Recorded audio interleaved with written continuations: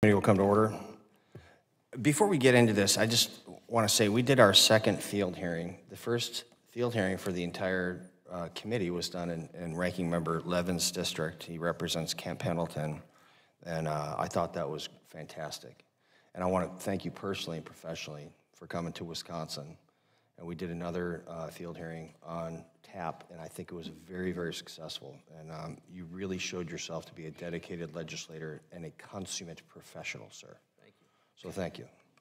I guess that was a point of personal privilege. I don't know. There's some language for that, but I really mean that. It was awesome. You did great. And Ms. Ramirez, I apologize for being tardy.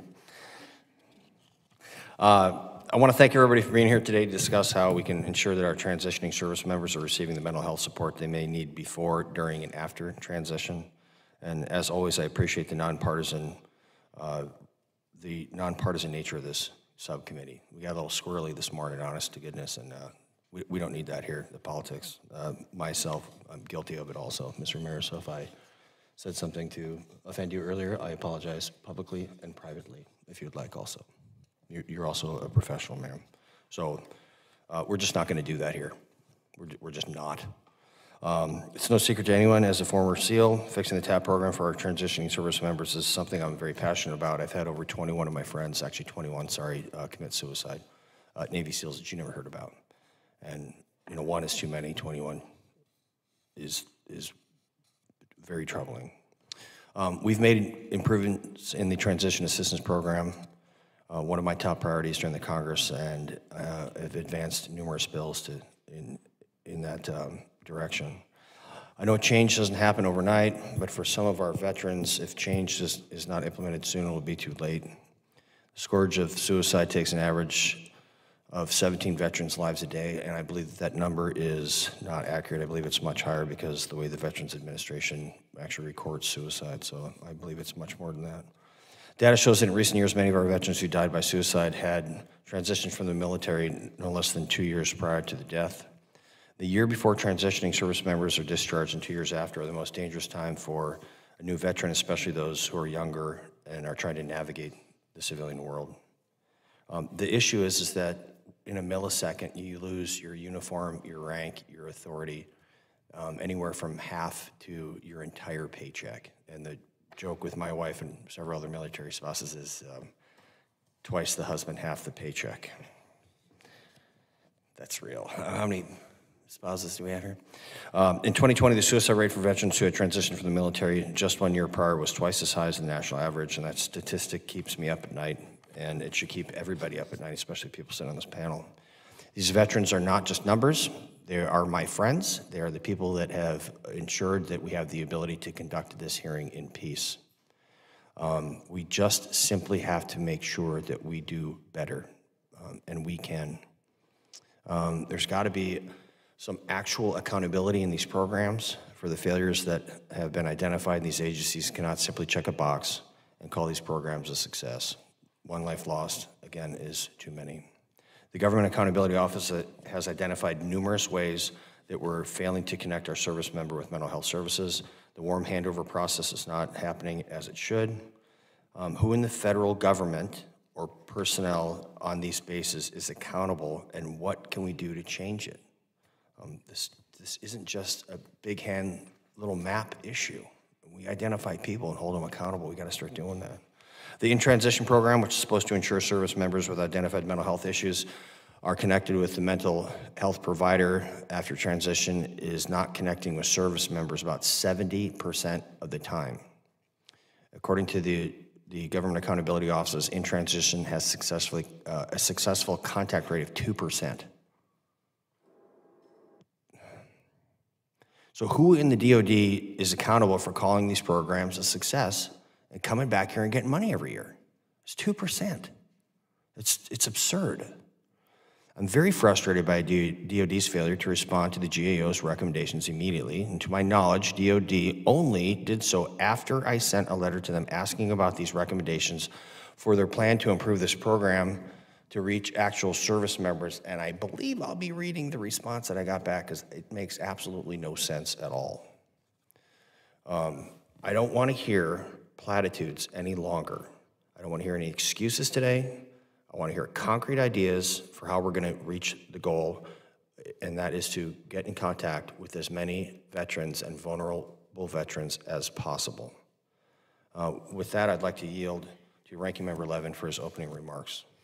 Thank the Chairman for your dedication to this topic, and thank you for your hospitality as well. Had a great time in La Crosse. I learned that, well, La Crosse is, roughly halfway between Green Bay and Minneapolis. You do not cheer for the Vikings, you cheer for the Packers. And excellent cheese curds. And again, really appreciate your whole staff as well.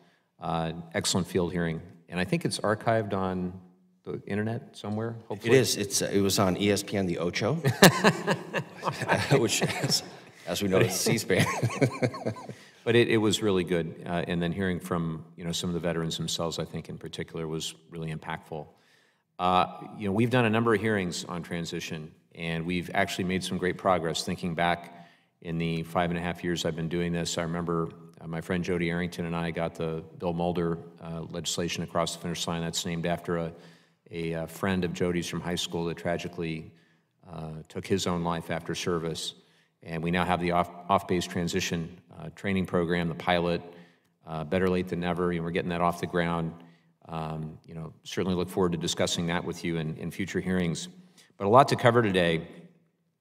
And as service members prepare to end their active duty military service, it's critical that they have effective support to reintegrate into civilian life, especially important for those who may be at risk for a difficult transition. We know that connecting veterans with services as early as possible will help prevent a crisis, and the best time to do that is before their exit from the military. Separation is a milestone characterized by a variety of stressors and adjustment challenges. Recent studies have shown that the risk of a veteran dying by suicide is particularly elevated during the first year after the separation from the military. That's why I introduced the TIER Act, the Transition to Improvement by Estimating Risk Act, which would add new screening criteria to better tailor the transition process to individuals. We need to also ensure that transitioning service members have access to the health care that they need as soon as possible after they separate from the military.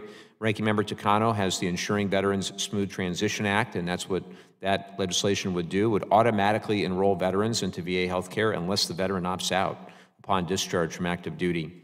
It appears there are a number of services and different things happening, some of which are working, some of which need to be working better.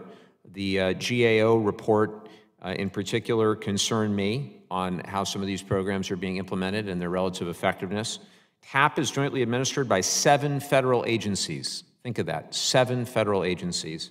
And this adds just complexity, layers of complexity. And ensuring each and every service member receives the support or assistance that he or she needs is complicated by the fact that you have so many agencies involved. GAO found that from April 1st, 2021 to March 31st, 2023, 4,300 service members who were considered at risk of having challenges during transition did not receive a warm handover. 4,300. The warm handover means person-to-person connection from TAP to agency partners that provide services and resources. That could mean VA, it could mean labor folks. That's tailored to the veteran's needs. That's the key. I'm worried that warm handovers are not happening. That is not acceptable when we're talking of thousands and thousands of people. That means veterans are falling into the cracks. That means they're falling literally into the cracks between the agencies. And that just simply cannot be happening. I'm also concerned that TAP is not a priority for the DOD. And for the chairman, we have been concerned about this for 6 years, that the DOD does not have that same level of urgency when it comes to TAP. According to GAO, 11,000 service members transitioning between April 1st, 2021 and March 21st, 2022 that were considered Tier 3, meaning they were at risk of having a difficult transition, did not attend at least a portion of the required core TAP classes. That's 22% of the service members in the sample. Tells me DOD is not focused enough on this. I know DOD has many other priorities, important priorities. Their job is to fight and win war. But I also believe that taking proper care of service members and their families during the transition out of the military helps enable the DOD to do their core mission. Every successfully reintegrated veteran shows the next generation the opportunities that are provided through service. And every veteran in crisis gives potential enlistees pause. So we can't accept the status quo. Ranking Member Takano and I have met with former Secretary Chuck Hagel and the Veterans Justice Commission. I took note of their finding that there's no single primary entity or person accountable for the effectiveness of transition. I also found their recommendation for the creation of an Undersecretary of Defense for Transition an interesting idea, though it falls outside of our jurisdiction of the subcommittee. I can't help but wonder if a change like this would provide the structure necessary to make service member transition a priority within DoD. I know that in the lead up to November, we're going to be seeing a lot of finger pointing.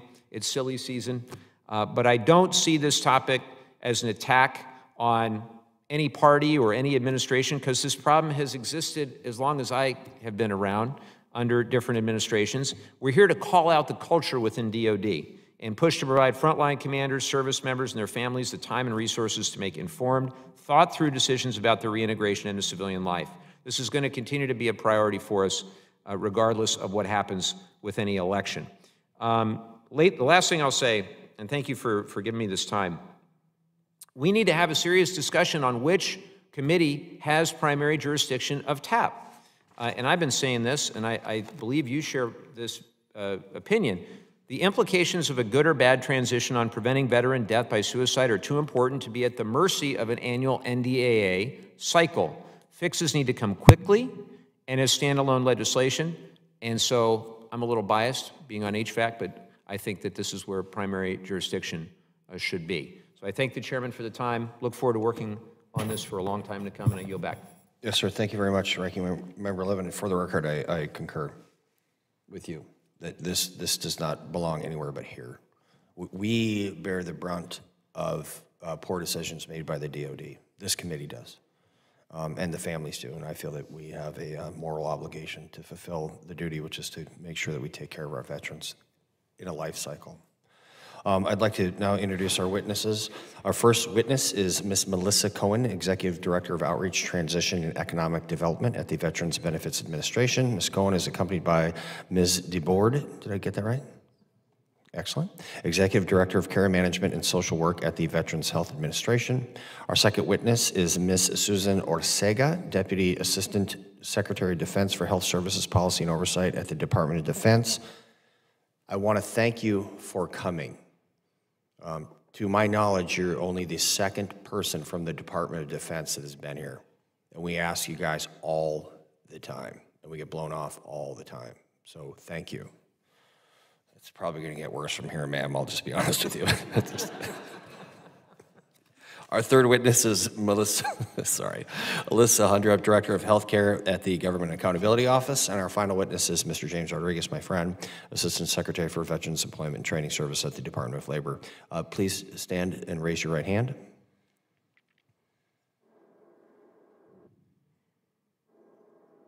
Do you solemnly swear that the testimony you're about to provide is the truth, the whole truth, and nothing but the truth?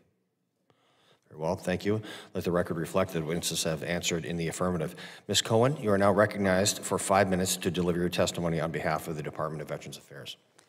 Thank you.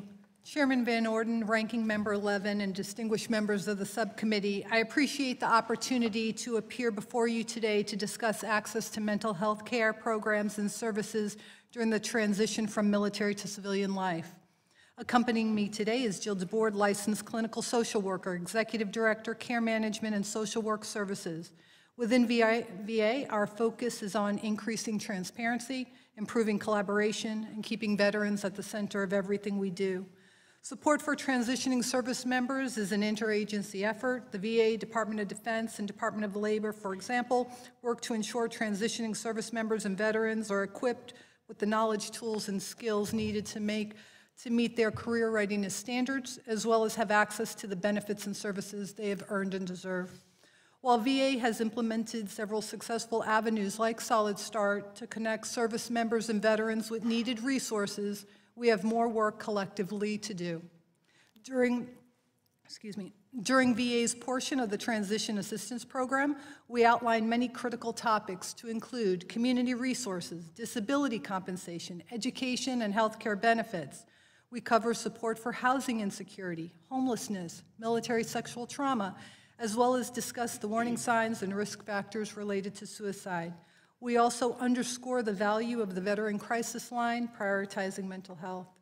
During this course, VA introduces veteran service organizations to facilitate on-the-ground community relationships. We now use sign-up sheets during TAP course to encourage same-day scheduling, hoping to surpass the 53,000 one-on-one appointments conducted last year. VA's clinical transition process, which is available to service members prior to leaving the military, is through the VA Liaison Program. Social workers and nurses coordinate the transition of healthcare to include mental health care when clinically indicated to meet the needs of each service member. Through this process, the transitioning service member is registered for VA healthcare and connected to the post-9/11 military to VA case management program at their home VA medical facility. Over 80% of the time, these service members have initial VA healthcare appointments scheduled prior to discharge from the military. In fiscal year 2023, more than 14,000 service members received a coordinated transition of care from DoD to VA through the VA Liaison Program. Since the program's inception in 2003, over 178,000 service members have had their care transitioned through this clinical process.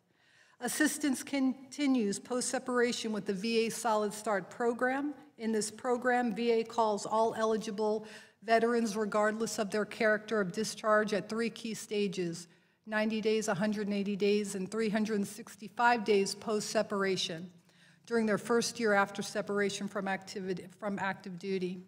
Using data provided by DoD, Solid Start provides priority contact to veterans meeting certain risk factors during their last year of active duty. VA has focused efforts to improve the Solid Start successful connection rate, achieving incremental improvements from approximately 57% in 2020 to 77.7% in 2023. Although we are proud of this improvement, we will not be satisfied until we successfully connect with every recently separated veteran, helping them connect with the benefits and services they have earned. These are just a few examples of how VA is working to ensure transitioning service members and veterans are supported during this process. We appreciate the committee's continued support and collaboration in the shared mission. Mr. Chairman, this concludes my statement. My colleague and I are ready to answer any questions you and the committee may have. Thank you, Ms. Cohen. The written statement of Ms. Cohen will be entered into the hearing record. Ms. Orsega, you are now recognized for 5 minutes to deliver your testimony on behalf of the Department of Defense. Chairman Van Orden, Ranking Member Levin, and distinguished members of the House Veterans Affairs Committee, Subcommittee on Economic Opportunity, thank you for the opportunity to testify before you here today. I'm pleased to represent the Office of the Assistant Secretary for Defense for Health Affairs to discuss the Department of Defense's commitment to mental health support programs for separating service members. The DoD is committed to providing the highest level of mental health services for our members. We ensure that those who serve in the nation receive timely and high-quality care, including care to address their mental health needs. You know, this is particularly important during transition from military to civilian life, when service members are most vulnerable to suicide and some experiencing challenges, such as the loss of sense of purpose, post-traumatic stress disorder, and other mental health symptoms. In this testimony, we will inform the subcommittee about the department's current mental health programs and resources during the transition from military to civilian life, and including the In-Transition Program and the Transition Assistance Program, TAP. The DoD created the In-Transition Program in 2010 in response to a 2007 report by the Department of Defense Task Force on Mental Health, which revealed that a number of service members were disengaging from mental health care treatment as they transitioned from the Department of Defense to the Veterans Healthcare System. For the past 14 years, the In-Transition has facilitated continuity of care in connection to mental health resources for service members as they move into civilian life. The In-Transition program supports all transitioning service members and veterans, regardless of the duration of service, time since discharge, or category of discharge. All service members who are leaving the military service and who have received care for mental health and/or moderate to severe traumatic brain injury within 1 year of separation are also automatically enrolled into this program, and service members can also get connected to services that through either self or provider referrals. The DoD also implements TAP, which is a result of the interagency partnership between the Department of Defense, the VA, the Departments of Labor, Education, Homeland Security, Small Business Administration, and the Office of Personnel Management. TAP addresses the many facets of the service members' transition while providing information, resources, and tools to service members to help them prepare for their move from military to civilian life. The mental health of service members remains a priority of the Department of Defense, and we are continuously identifying opportunities to improve the delivery of mental health support for those who serve our nation. A recent GAO report examined elements of the DoD in Transition Program and the DoD-VA Joint Executive Committee's assessment of the effectiveness of their efforts to facilitate access to mental health services for transitioning service members. The DoD reviewed the GAO report and recommendations, and a formal comment from the department is in progress. Thank you for your continued support of the health and well-being of our service members and inviting me to be here with you today to discuss this important issue of continuity of mental health support services for transitioning service members. We recognize we have more work to do and much more progress to make in support of our service members when they transition into civilian life. We remain committed to enabling service members to receive the necessary mental health support that they need during this life-changing and important transition. I look forward to your questions. The gentlelady yields back. Thank you, Ms. Orsega. The written statement of Ms. Orsega will be entered into the hearing record.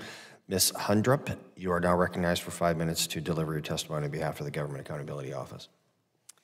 Chairman Van Orden, Ranking Member Levin, and members of the subcommittee, thank you for the opportunity to discuss our work on DoD and VA efforts to provide mental health support for service members and veterans during their transition from military to civilian life.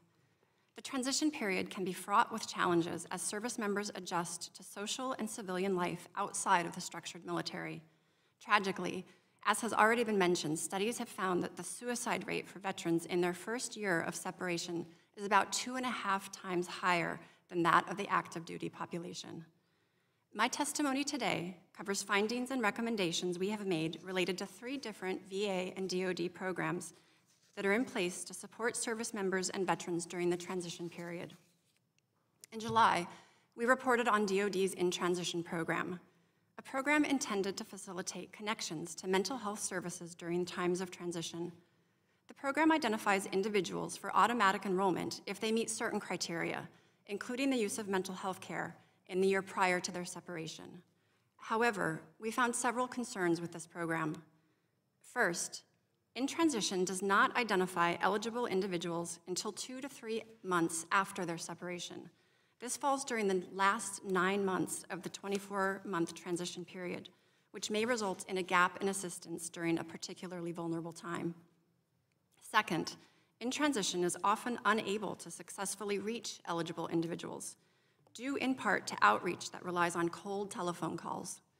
We found the program was unable to successfully contact over 70% of enrollees. This means that individuals were dropped from participating before they were potentially even aware that assistance could be provided. We recommended that In Transition identify eligible service members prior to their separation, as well as expand methods of outreach, such as through emails or texts, to better reach individuals and ensure their continuity of care. Lastly, we found that In Transition lacked performance goals, and we recommended that it establish them to help assess the program's effectiveness. This would help decision makers identify improvements and hold the program accountable. In March of this year, we reported on DoD's warm handover process within its Transition Assistance Program. Through person-to-person connections, warm handovers are intended to assist service members who may be at risk, such as with gaps in medical care, unemployment, or homelessness. However, we identified several issues with DoD's warm handover process. For example, We found that DoD does not know why some service members who are at risk for a challenging transition are not receiving those warm handovers. Our analysis found that at least 4,300 service members who separated from the military during a 2-year period should have received one, but did not. We also found that DoD has not reliably verified who is receiving a warm handover or assessed their helpfulness, such as confirming whether individuals received needed services. We made a number of recommendations to improve the warm handover process, including that DoD determine why service members may not be receiving them, better verify when they're occurring, and assess the helpfulness of the process. In January of 2023, we also reported on aspects of VA's Solid Start program, a program that supports the well-being of new veterans by helping them to connect with mental health and other services. Of note, Solid Start prioritizes earlier outreach to those who received mental health care in the year prior to separation. In May 23, VA implemented our recommendation to work with veterans organizations to address outreach gaps and assess strategies for hard-to-reach groups, such as those experiencing homelessness. Finally, in light of the many programs DoD and VA have in place, we have recommended the two departments work together through the Joint Executive Committee to assess the effectiveness of their programs overall in facilitating access to mental health across the transition period, and importantly, address any identified gaps. In closing, DoD and VA have taken steps to implement some of our recommendations. However, continued leadership attention and critical improvements are needed to ensure transitioning service members and veterans have the mental health support they need and deserve. This concludes my prepared statement. I'd be happy to answer any questions you may have. Thank you. Thank you, Ms. Hundrup. The written statement of Ms. Hundrup will be entered into the hearing record. Mr. Rodriguez, you're now recognized for 5 minutes to deliver your testimony on behalf of the Department of Labor. Thank you, Mr. Chairman. And Chairman Van Orden, Ranking Member Levin, and distinguished members of the subcommittee, thank you for inviting me to testify today. Successful employment is one key to economic success and can strongly impact physical and mental health, life expectancy, and the quality of life. Veterans with service-connected disabilities, including mental health conditions, often experience relatively low labor participation rates and high unemployment compared to their non-disabled counterparts.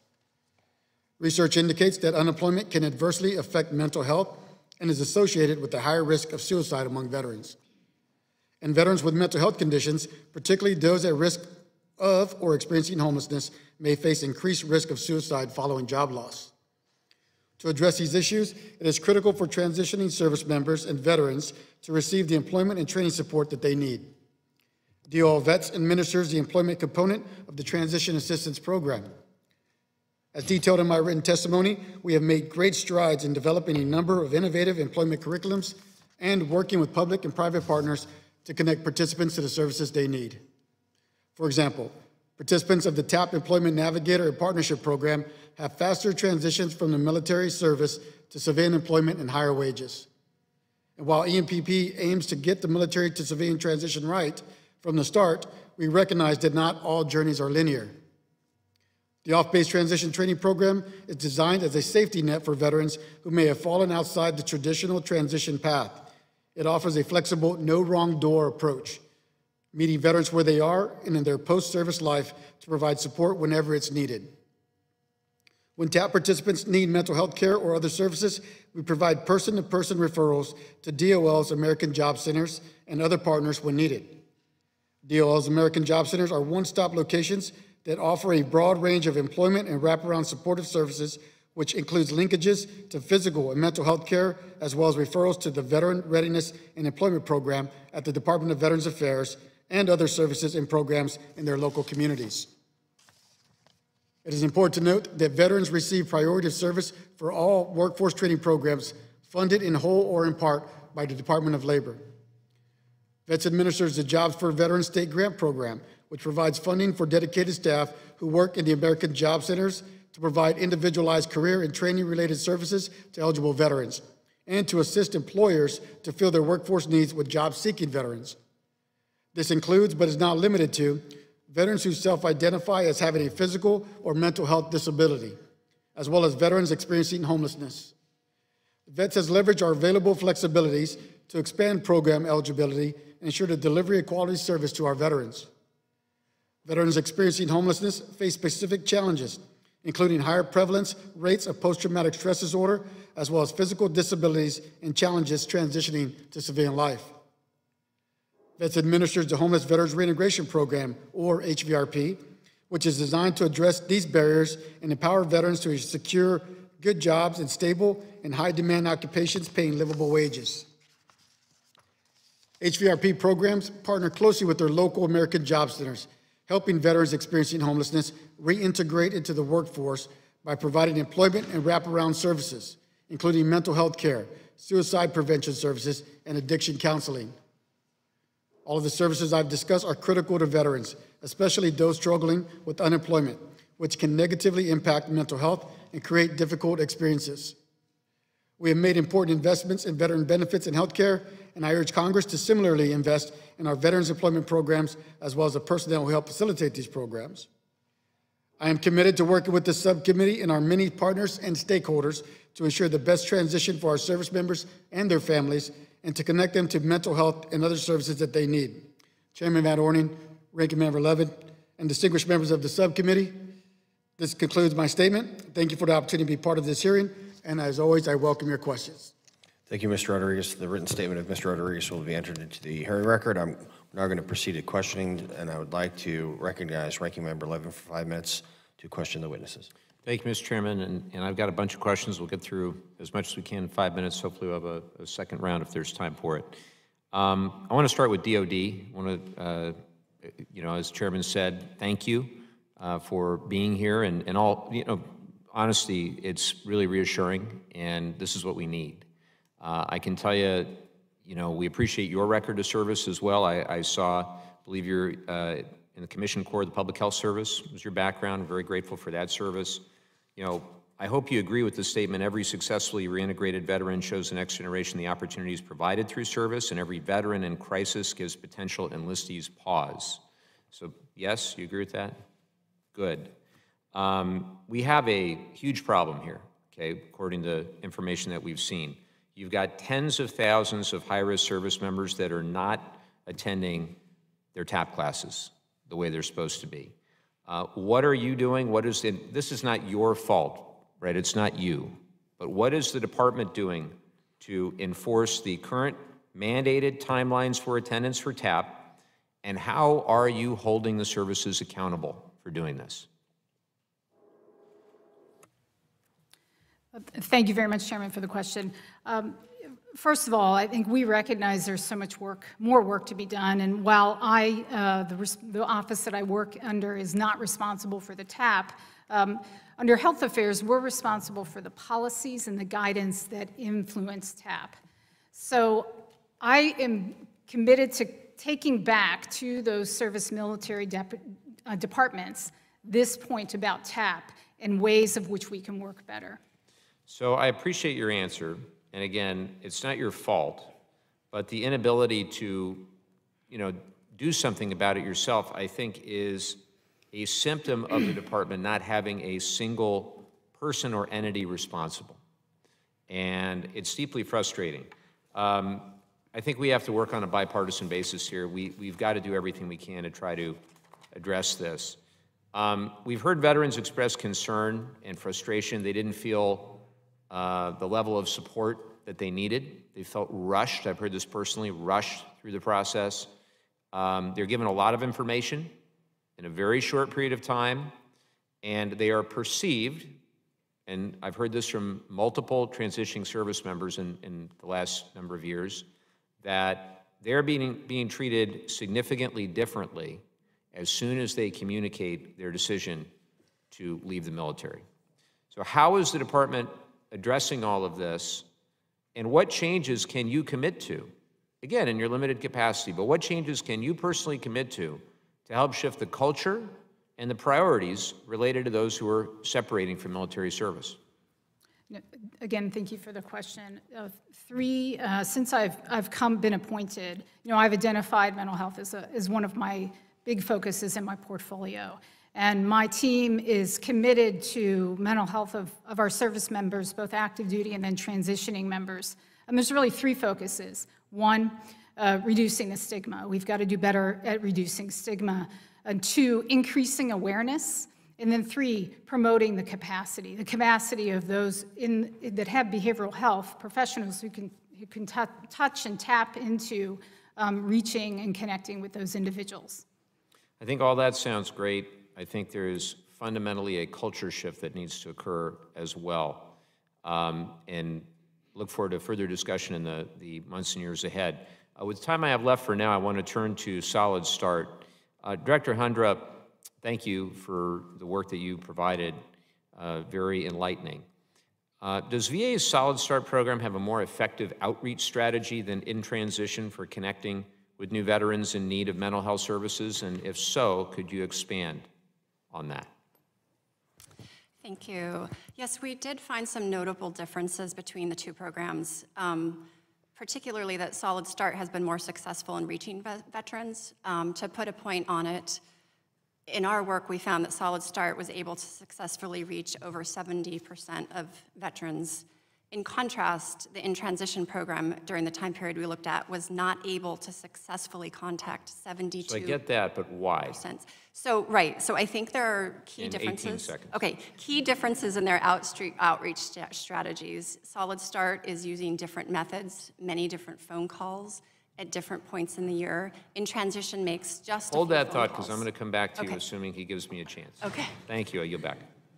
Gentleman's time has expired. The chair now recognizes Ms. Ramirez from the great state of Illinois for 5 minutes. Thank you, Chairman. As a member of the subcommittee, I've been really proud to stand beside my colleagues who recognize the importance and the value of investing in mental health support programs. So thank you, Chairman, for this committee hearing. We really are at a critical moment where mental health is at the forefront of hearings, of discussions, of roundtables across several congressional committees, obviously including this one. And why? It's because the communities we serve, they can't wait no longer. We have the ability to treat and provide support for these struggling with mental health, and we have to use every single tool in our toolbox so that we can ensure that these resources are widely available and that they're known. I can't emphasize enough that as a member of this committee, we're advocating for all veterans, and that includes women veterans, that includes veterans of color, and certainly disabled veterans. Every single veteran deserves quality, accessible mental health support, especially while they're going through the process of transitioning to civilian life. And supporting our veterans means we have to support them through these transitions. And we have to equip them with the resources, including mental health support, to ensure they can live a full and happy life. So my question is for Ms. Cohen. Ms. Cohen, my concern is that the VA has all of these resources available, but not everyone is aware of them. Actually, quite a number of our veterans don't have access to this information. So what are you doing to do a better job at ensuring awareness of the resources, the services, and the benefits available to them? Thank you for that question. There's a number of things outside of the TAP course where we provide comprehensive outline of all the benefits and services. But if you are not able to attend TAP, or maybe it's been now a long time, we've now started an off-base transition training where it's a virtual opportunity to hear about our benefits and services again. We've also implemented a new outreach strategy where we have worked with all the 56 regional offices, and we've asked that they come forward with a plan that's data-informed, that they better understand their communities. In FY25, you will see a focus on counties that have never received outreach before. We're also asking for increased stakeholder engagement. The three top topics will be homelessness, rural communities, and focuses on women for FY25. So those are a few of examples of how we're stretching and trying to reach more veterans. Thank you, Ms. Cohen. And I guess this question is almost a follow-up, but this one is for Ms. Cohen and Ms. Orsega. Can you both explain how the DOD and the VA are ensuring that transitioning service members, especially those with unplanned or unexpected transitions, and those with disabilities, are provided the access and resources to all the benefits available in the short time they have before exiting the military? And I guess we can start with you, Ms. Orsega. Thank you again for the question. I think one of the things, first of all, is, as we previously mentioned, is we have mechanisms in place where the Department of Defense, the in-transition program particularly that I can speak to under Health Affairs, has connections and really starts to look at connecting with the folks on the VA side in terms of bridging those gaps and leaning in.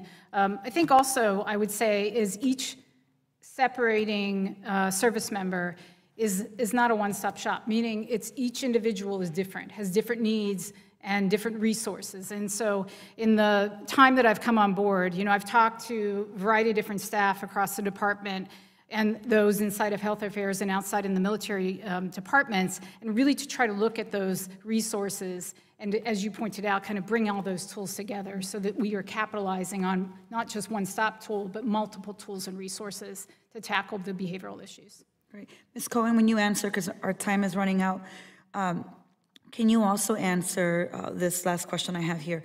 Are there plans for the DOD and the VA to allocate additional resources to enhance mental health support available during the military to civilian transition? So if you can speak to that as well. Thank you so much. Very quickly, we try to reach every single veteran that transitions to your first question. So some of the successes of Solid Start are we're going to email them and talk about the benefits. We give them a welcome packet. We talk about it in TAP, and we're going to call them 21 times if needed to connect. It is a priority for our organizations to collaborate and continue focus on this topic of mental The gentlelady's time has expired. Mr. Ramirez, if you'd like a second round of questioning, we're more than happy to do that. Yeah, great. Very well. The chair now recognizes Mr. McGarvey for 5 minutes. Thank you, Mr. Chairman. Thanks, everyone, for being here today. As you all know, a robust and well-supported transition is critical to preventing our veterans from falling through the cracks. However, I've got to echo the frustrations of my friends and colleagues on the dais here that there's a disconnect in how seriously DOD is taking transition and its implementation. Ms. Orsega, I understand from the GAO report on access to mental health services that you all plan to release the Enterprise Individualized Self-Assessment in 2025. I think what concerns me is that we have not yet addressed the attendance issues that seem to be prevalent within TAP. So according to the GAO's December 2022 analysis of TAP data, nearly a quarter of service members who were required to attend TAP did not do so, and 70% didn't start TAP more than 1 year in advance of their separation as is supposed to happen. That's incredibly concerning. We've heard from veterans on an individual level. Commanders sometimes don't make time for their service members to attend the needed classes.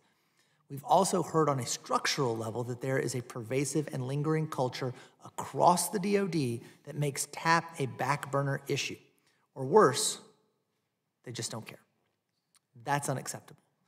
This must be a partnership. VA can't carry the weight all on its own shoulders.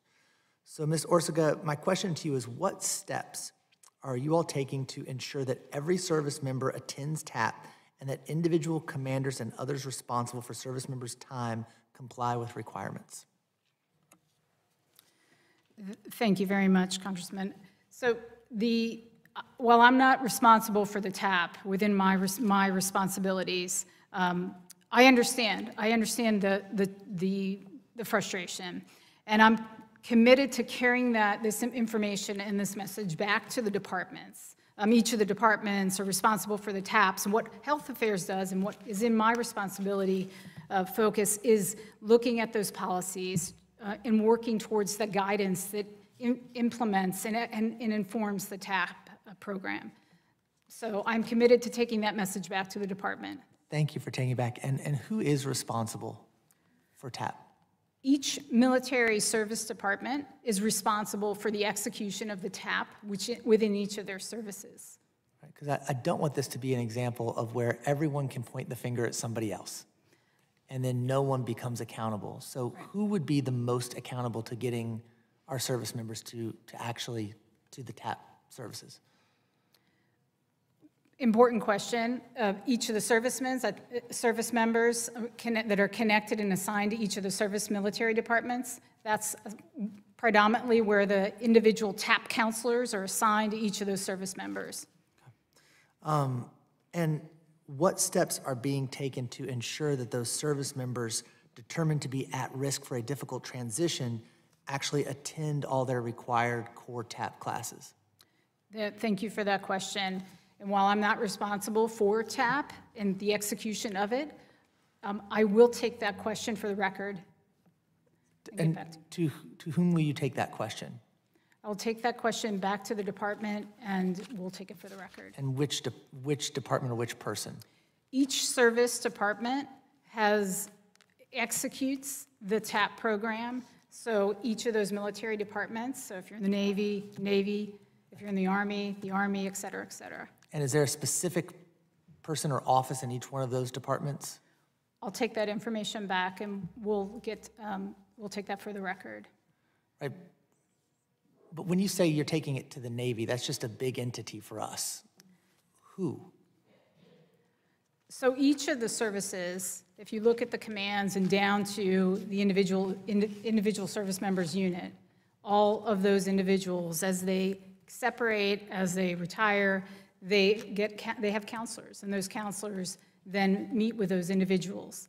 So we'll have to get those details for you and get that information back to you. That would be great, because I mean, I feel like we all want the same thing, but I don't have an answer to the questions yet. And so this is really important to all of us. And I would just love to know specifically who you're going to take that information to that is capable of implementing it, because that would help us have some accountability. Understood. Thanks so much. And I see I'm short on time. Appreciate it, Mr. Chairman. The gentleman yields back. I now recognize myself for 5 minutes. Ms. Cohen, you said you contacted 14,000 veterans? Is that right? 14,200 something? Your testimony? Thank you for that. Let me just. So I believe page 2 out of 11 of your written testimony. The answer is yes. So, Yes. Okay, so you've contacted 14,000 out of how many? Thank you for that question, and that's specific to VHA, and I will turn that over to my colleague, Ms. Debord. All right. Thank you for that question, and thank you, Ms. Cohen. So you're speaking, Representative, to the VA Liaison for Healthcare program? Yes. Yes. In my humble opinion, a best practice for transitioning veteran service members. 100% you're not answering the question I asked. I said you contacted 14,000 according to Ms. Cohen's testimony. Out of how many? Out of The answer is 200,000. That would That's have been. 0.07%. Okay, where I come from, that's failure. I certainly would not come up here in front of this committee and tout that as a good number. That's horrible. It's 0.07%. Ms. Orsega, I wrote a letter, it's really detailed, fancy words and stuff, about the GAO report, a whole bunch of things, and I asked this series of questions. There's 9 of them, very detailed. How does the Department of Defense plan to revise transition assistance criteria? How does DOD plan to modify outreach? DOD to coordinate, blah, blah, blah, all this stuff, like super detailed, right? Here's the response. And I will ask unanimous consent that these are both entered into the record without objection, so ordered. The department agrees with the recommendations provided by the GAO report and is currently assessing the feasibility and resources needed to implement the actions and procedures required to adequately address the GAO recommendations. Now, the only thing missing from this is some ranch dressing, because that is straight up word salad. This means nothing, okay? I don't know how many 40-pound brains it took to write that sentence, but it has nothing to do with these very detailed and specific questions that were asked that pertained to one of the most important things we can possibly do, which is transition someone from a productive member of the uniformed services to a productive member of the civilian community. This is wholly unacceptable. And when Mr. McGarvey is asking you a question, you blew him off too. The Navy is not a person. It's not. So when you say, I'm going to take it back, to who? So I was a command career counselor for 2 different commands. And I told everybody, if you're going to get out of the service, you don't talk to anybody but me. And I set them up for success as a civilian in a very open way and did everything. And I had a 100% retention rate because I truthfully looked at these servicemen and women and said, you want to stay, that's great. You don't, that's great too. Let's help you out. So the Department of Defense, writ large, is failing our service members, and you know it. You absolutely know it. You said that this is your testimony. You're not responsible for the TAP program, but you're responsible for the policies that inform the Transition Assistance Program. That doesn't mean anything. It literally means nothing. So these people, you got 7 bosses. So doctrinally, you should have, what, 6 to 9 direct reports talking to you. You shouldn't have 7 people telling you what to do. And this is just wholly unacceptable. So the culture of the Department of Defense is such, from my direct observation. The DOD's recruiting is horrible now, worse since the Vietnam War. And they think if they give our service members a smooth transition to the civilian world, it's going to increase people getting out of the service. That's been proven wrong by naval special warfare. So we have got to do something, and it sure as heck is not this, ma'am. So I'm going to print this for you, and I'd like you to take this, get me answers back, and then I want the names of every single person you're going to bring this to in every one of the uniformed services. And I'd like that by the end of the month. Now, my time has expired, and out of respect for my colleagues, I know that Mr. Levin has got some more questions. We will do a second round of questioning. So I will yield back, and I recognize Ranking Member Levin for 5 minutes. Thank you, Chairman. Director Hundrup, I'm going to pick up right where we left off. Solid Start is working better, more effective outreach strategy than in transition for connecting with new veterans in need of mental health services. The question when we last spoke was why? Specifically, what about Solid Start makes it work better? Thank you for the question. I think what it boils down to is the level of effort. For example, as my fellow panelists stated, Solid Start sends an advance email, a packet of information, and will call a veteran up to 7 times at each touch point, which is at 3 different points across a 1-year period. Contrast to that to In Transition will make up to 3 phone calls, but actually the reality is, depending on demand and the resources, they're really only making 1 or 2 phone calls, depending on the month. And so if they don't make contact, they will then remove the individual from the program if they're unsuccessful in contacting them. So these folks are removed or unenrolled after only 1 or 2 attempts, which is, I think, behind the very abysmal rate that we're seeing in terms of the ability for folks to even know about or participate in the In Transition program. Very quickly, I would just note that we are seeing some overlap across the 2 programs. And particularly that's coming out with the fact that they're identifying the same individuals when it comes to the priority list for the Solid Start as well as the In Transition list. They're calling them via telephone during the same period, which we have heard can be confusing, especially for those that may not understand the programs or determine which one is best. So they're getting a lot of phone calls during a very specific period of time. So, we note that overlap sometimes is warranted. Perhaps that allows for better reach or multiple entry points. But I think that's why I would just emphasize the importance of our recommendation to the Joint Executive Committee to look across these programs, really understand the different touch points when they're happening and be deliberate about that and look for their effectiveness so that we're avoiding any areas or concentrating them in areas when it's just adding to the confusion. And knowing what you know about the I would say, labyrinth of people in charge of TAP and the limitations that Ms. Orsega has. If you were in her shoes, what would you do right now to implement some of GAO's recommendations? I mean, the first thing I would do is look to DHA and look to their leadership to hold the transition program accountable. There is very little oversight of the in-transition program right now that is run by contractors. They have no performance goals. There are no metrics. We heard from the officials themselves that the program is working as intended, which is very troubling. So I think there needs to be leadership within DHA that is monitoring this program and holding the contractor accountable for specific goals, outreaching, getting to those individuals earlier in the transition process, and ensuring they're getting that touch point so that the eligible individuals have a chance to participate in this important resource. Ms. Hundrup, that seems like an extremely reasonable plan. Ms. Ortega, will you commit to following up in that manner? And if so, how long will it take you, and when can we follow up with you about it? Thank you very much. And I appreciate the GEO's recommendation. While we may not agree on all of the components of it, the expertise. It's pretty simple, yes or no.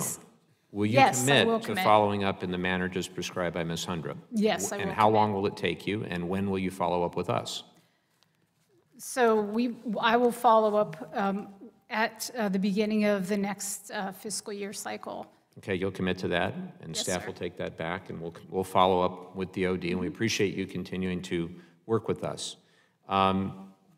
Definitely Solid Start's working better. It's still not perfect. I'm running short on time, so I'll just make a couple points. VA issued a proposed rule for implementation of the Veteran and Spouse Transitional Assistance Grant Program. That's pretty important to us. Now that VA has funding in hand, when do you expect to open the grant application? Thank you for the question. The notice of funding opportunity has concluded on August 23rd. We have selected 13 organizations, and we are working on that announcement for release. We will provide more details in terms of the additional resources that if you're asking if they're needed to address mental health. Certainly, I'll take that for the record and can provide a follow-up. Okay, thank you. Chairman, I yield back. The gentlelady yields back. The chair now recognizes Mr. McGarvey for 5 minutes. Thank you, Mr. Chairman. And because votes have been called on the floor, I'm going to be brief and turn my questions into a little bit more of a statement/directive.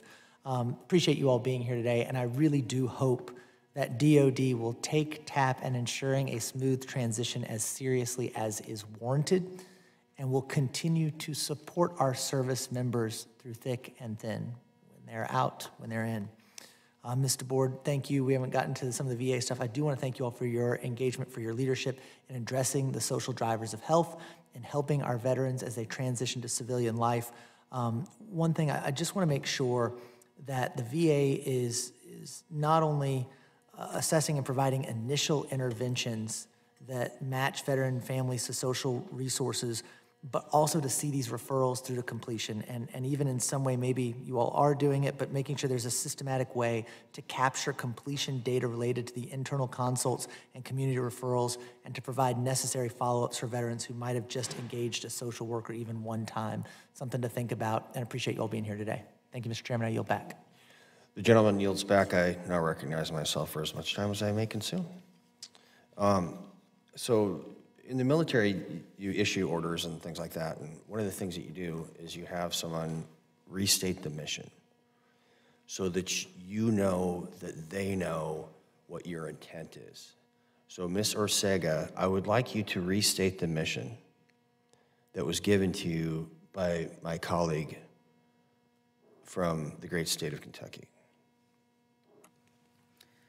So the mission is to get and provide more details for each of the service members, specifically to TAP in terms of how they're connected, who they're connected with, and what are those specific responsibilities of both the counselor, the TAP counselor, and the individual. So, Mr. McGarvey, is that accurate? Somewhat, yeah. I think we want to know who is responsible and how this is happening, and who we can actually get this information from as well. Okay. So this is your mission, ma'am, from Mr. McGarvey. You're going to come back here, and you're going to tell us by department, by name, who is responsible for these specifically, and the series of things that my my colleague from the other side of the aisle has asked you will be reported on, and that will happen by the end of the month, or I will personally hold you accountable, because now I have a name. And I think it should be telling to everybody here on this panel and the people behind you that when we all agree there is no daylight between the Republicans and the Democrats on this committee, zero. And we have to do better. And this, we're gonna work harder, we're gonna double efforts, no, it's garbage, unacceptable.